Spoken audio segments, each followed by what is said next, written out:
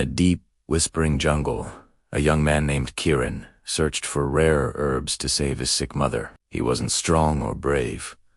He was just terrified of failing. One day, he found a small monkey drumming on a hollow tree. The monkey slipped and fell, but immediately got back up and drummed even louder. Kieran laughed, and the monkey became his companion. That night, a tiger's roar froze Kieran with fear. The monkey climbed onto his shoulder and gently tapped his chest, matching his frantic heartbeat until it calmed. Fear didn't vanish, but Kieran learned to stand within it. When they faced a raging river, the monkey showed him how to cross step by step, stone by stone. Finally, Kieran found the herbs, only to slip and lose most of them.